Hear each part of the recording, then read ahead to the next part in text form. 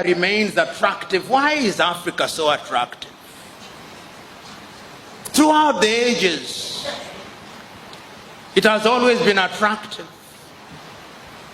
It was attractive to the Portuguese and the Spaniards, but I'm not going to say that. It was attractive to the Arabs, but I'm not going to say that.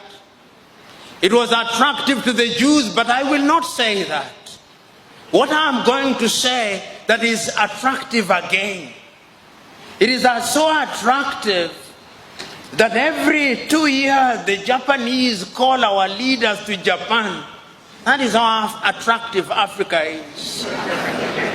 They call them to Japan in order to discuss how Japan is going to work with Africa for the benefit of Africa. I do not believe it.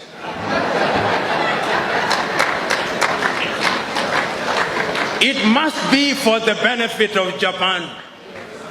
It is so attractive that the Chinese leaders call Africans to Beijing every year.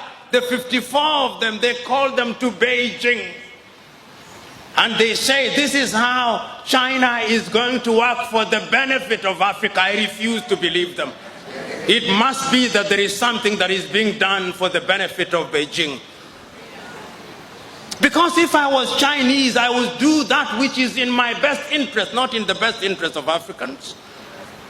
It is so attractive that the Russians called our leaders only a few months ago in Sochi. And when they invite you to the best places. It is so interesting, so that the Russians can work with Africa for the benefit of Africa. That is how attractive Africa is.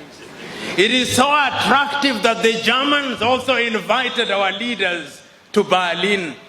It is so attractive that even the Arabs are inviting them to Doha, and that is how attractive it is. Have you ever heard the Latin Americans being invited? No, I did not hear. Have you ever heard the Arabs being invited? No. It is only Africans who are invited. That is how attractive Africa is. Is it a bad thing? Depending on what you think. We can use it to our own advantage, or we can allow them to use it to their advantage. You know, when I look at Africa and I look at her in the continent, in the context of how attractive she is, another word comes to my mind called globalization. When we talk about globalization, you talk about globalization as if it were a new word. It is not. Africans were once globalized as a commodity in the slave market. We were sold everywhere in the world. That was globalization. That was globalization.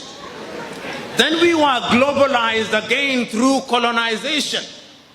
Then we were globalized again through neo-colonization. Now we are being globalized in the context of opening our markets. It is Mwalimu Julius Kambarage Nyerere who in one of his many enlightened moments said, when I hear the Europeans saying that we should open our markets in the name of globalization and they say that the rules are the same, I laugh, Mwalimu said. And he said, it is like a boxing match. The rules are the same. But you don't put a heavyweight boxer and a lightweight boxer and say the rules are the same. It is murder.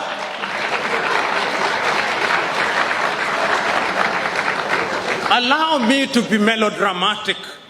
You imagine the United States of America with a GDP of anything between 14 trillion and 15 trillion is now entering into a bilateral arrangement with Lesotho, whose GDP is 2 billion. And you say the rules are the same. It is a joke. It is murder.